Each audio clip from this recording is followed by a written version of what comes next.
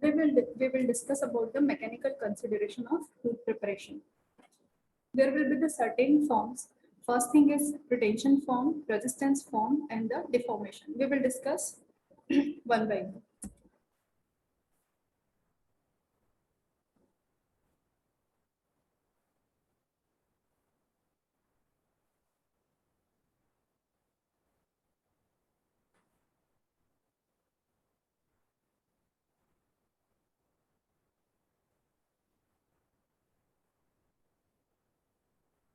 What is resistance form?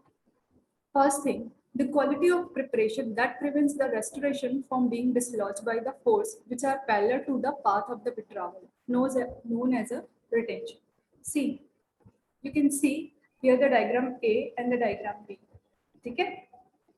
Then, what about the next thing?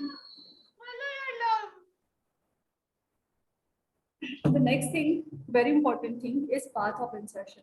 What do you mean by the path of insertion? See, there is a mesial and the distal axial wall. You can see in this diagram. See, the path of insertion is an imaginary line along which you can see there is a line, okay, along which the restoration can be placed and removed from the preparation. Okay. See, here is a prepared tooth, molar tooth. You can see in first diagram. So the restoration can be removed in a one path or the multiple path. Okay, that is known as a path of withdrawal. The correct technique must be used to survey the preparation visually. You have to see your preparation from a certain distance, approximately 12 inch or 30 centimeters. Mommy. So that to avoid any kind of undercut. Okay, so that you can judge your path of insertion and the path of removal. The most important thing is taper. What is taper? See, you can see here is mesial and distal axial wall. There is a certain amount of tapering. Wall are not parallel here. There is a 3-degree tapering in a mesial axial wall and there is a 3-degree tapering in a distal axial wall. See, a slight convergence or taper is necessary when you are going to prepare a particular tooth. Why it is important? If you are not going to prepare any kind of tapering, what will be happen? If the wall are the parallels, so there is a certain kind of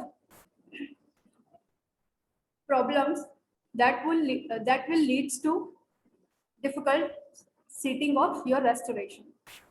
Okay. What are the advantages? See, if you are going to prepare certain amount of tapering, like its ideal tapering is 6 degree, 3 degree and 3 degree, it will be the 6 degree. So that you can visualize properly the prepare wall. And next thing, it will prevent the undercut and the permit the complete seating of restoration during the cementation. If you are going to prepare a parallel wall, your restoration won't sit on particular prepared tooth. See, what about the tapering? Tapering means nothing. There is a certain amount of convergence over the occlusal surface. Angle of convergence, you can say that there will be the convergence towards your occlusal surface. That is known as a tapering. The taper is small. That means there is a 3 degree and a 3 degree. Totally 6 degree. The moment of cemented restoration will be effectively restrained by the preparation and will have what is known as a limited path of withdrawal. That is the advantage of a small amount of tapering. Ideal tapering, they will ask you what will be the ideal amount of tapering. That will be the 6 degree. Any doubt here?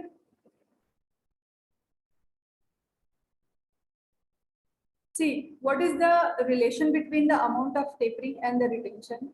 See, if there is a, you can see in this diagram, in the first diagram, there is a parallel wall. Both axial wall are the parallels. So the retention will be the more.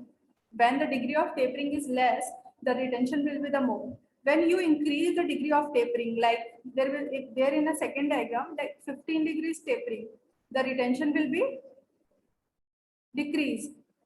Okay. So that the certain amount of certain degree of tapering is acceptable. If it is beyond the certain degree, it is unacceptable.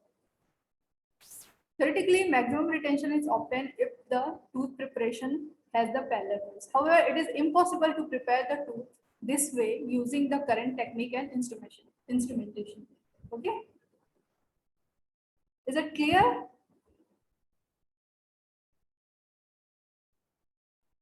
The next thing I already discussed, the taper increases, so do the free movement of restoration and the retention is diminished.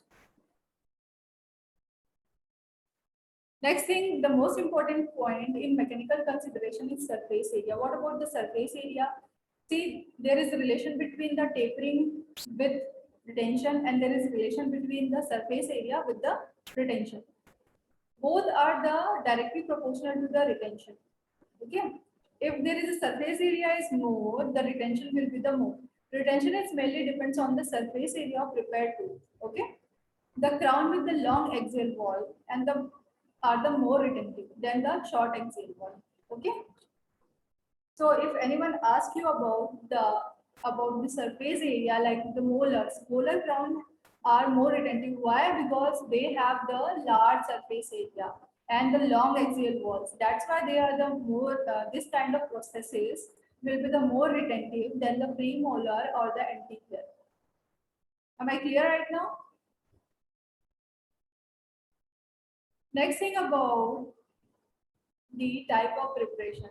See, we have to incorporate certain type of retentive aids to increase, you know, to increase certain amount of retention. There is a box, there is a groups and the pinholes. What about this retentive aids? Aiding groups, boxes or to the preparation with a limited path of withdrawal does not markedly affect its retention. But because of that, the surface area is not increased sufficiently. Okay. That means they will limit the path of withdrawal. If there is a, see in this diagram, if here is a retentive group, you can say the molar having the retentive group in the buccal area, buccal surface. If it is not here, you can see in the second diagram, there is a many path of withdrawals of the prosthesis. So you can limit the path of withdrawal by adding the retentive groups. Okay.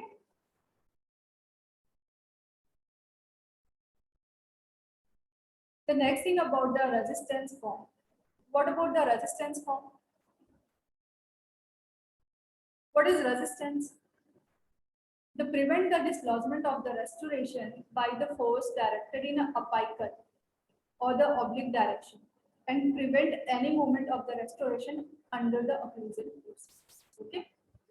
Like apical or oblique direction means there is a certain parafunctional occlusions forces. You can say it parafunctional forces.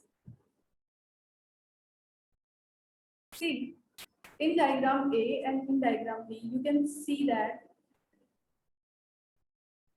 there is a dot red area.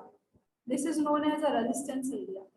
The importance of resistance area is that if this area is more in particular prepared teeth, the resistance will be the more to the dislodging forces for particular restoration. Okay.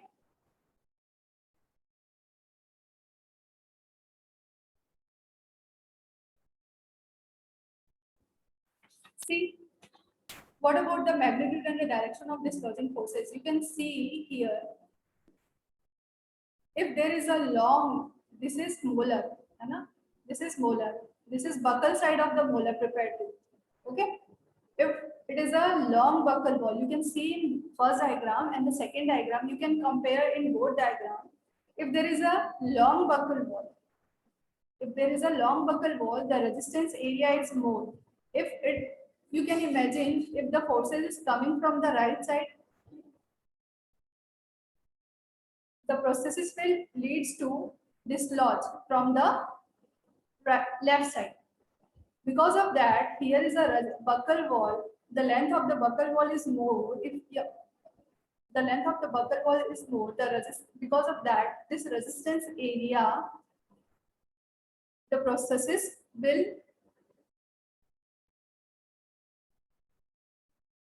won't dislodge because of that long buccal wall. Okay. If it is not the buccal wall, you can imagine, you can see in second diagram, it is if it is here, no buccal wall. The length of buccal wall is decreased. So you can see compared to diagram first, this kind of processes tends to less retentive. Okay. So direction of dislodging forces and the magnitude of the forces is main important role. Okay. See in this diagram, see if it is the forces coming from the oblique direction or the parafunctional forces on the buccal side. Okay. If there is a retentive aid, we are going to here incorporate groups, retentive groups. Okay.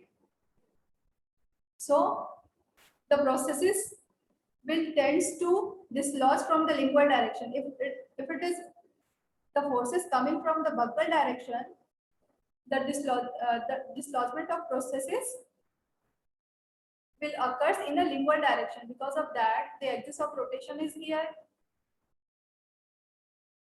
so that the axial wall will prevent the rotation of the crown. Okay. Geometry of the tooth preparation. That means this wall will be axial wall. That means buccal wall will prevent the rotation of the crown. See, if it is a short tooth preparation, you are going to compare with the large diameter. They are found to be very little resistance form. Okay. See, you can see in diagram A and diagram B.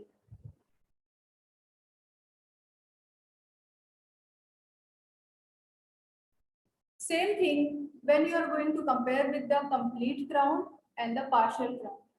Because of that, in the partial coverage crown, there is a no buccal resistance area like the complete crown. Because of absence of the buccal resistance area, the partial coverage crowns less retentive. So we have to incorporate certain type of retentive aids like boxes, grooves, pinholes. Okay. The next thing we will discuss about the structural durability. Till here, anyone? You can ask questions if you people having doubt.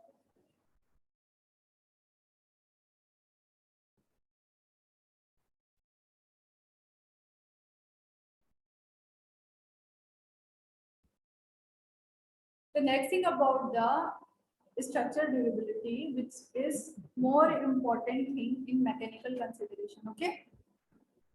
See, that structural durability includes the certain points like the occlusal reduction, functional cusp bevel, and the axial reduction. Okay. We will discuss one by one about the occlusal reduction. Previously, I told you in biological consideration, the occlusal reduction should be in a anatomical plane. It should be not flat. Okay. Because of that, we will discuss already. See, what about the occlusal reduction? There is a certain amount of occlusal reduction for particular processes like metal ceramic crown or all ceramic crown, all metal, gold alloys. So you have that means you have to maintain those amount of reduction. Like they will ask you what is the amount of occlusal reduction in all metal ceramic crown, and the ceramic crowns. Like gold, for the gold alloys, it should be 1.5 mm clearance on the functional cusp. Okay, and the 1 mm on the non-functional cusp. For the functional cusp, it will be different, and for the non-functional cusp, it will be different. Like metal ceramic crown, it will require 1.5 to 2 mm on functional cusp. For the maxillary, for the mandible, okay, and 1 to 1.5 mm for the non-functional cusp. Okay. Because of that, it will receive the ceramic coverage, non-functional cusp. And what about the all ceramic crowns? It will be 2 mm of the clearance for both the functional and the non-functional cusp. Clear?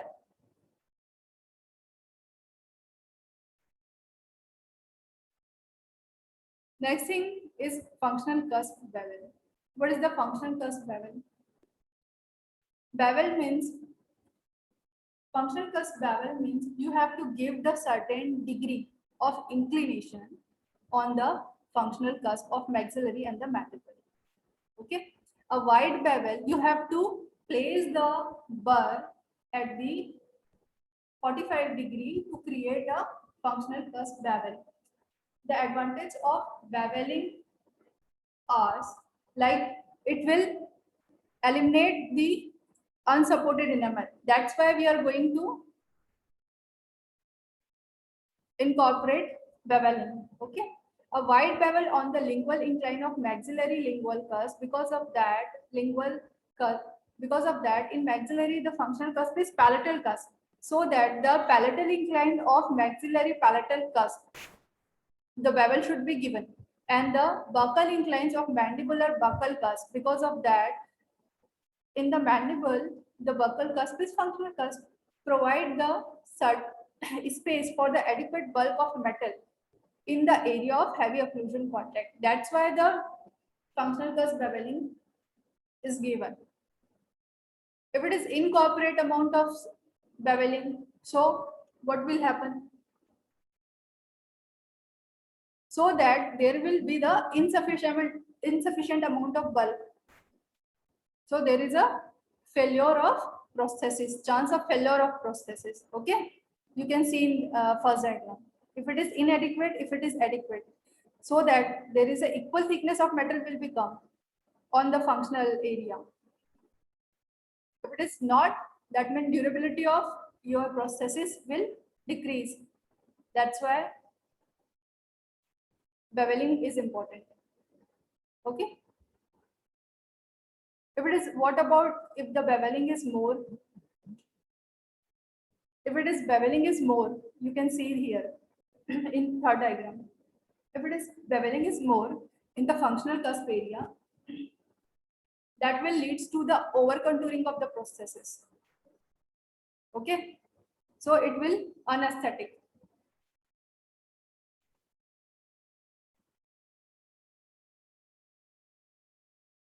The next thing about the axial reduction. What about the axial reduction? You have to prepare both the walls, axial walls, like mesial, distal. Okay, why it is more important? Because of that, it will provide the adequate thickness of restorative material. If it is proper, if it is prepared in a particular amount, so the thickness will be adequate. If it is not proper contour, what will be happen? If you are going to prepare inadequate axial reduction, so what will be happen?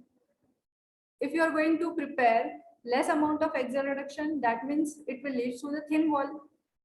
So prosthesis will subjected to distortion. In first diagram, you can see there is a insufficient amount of axial wall preparation. So you can see the prosthesis, the wall of the prosthesis will be very thin. You can see here. Okay. So that means durability will be reduced. If there is a over contouring of restoration, means if you are prepared the maximum amount of axial reduction, so it will lead to the over contouring. Okay. Bulky appearance. It will lead to the bulky appearance of prosthesis. So what will be happen? It will compromise your health of periodontium. Because of its bulky, it will leads to the harmful effect on a periodontium. Because of that, there will be the age of cleanness is not proper. That's why the patient is not able to clean your restoration prosthesis properly. Okay. Any doubt till here?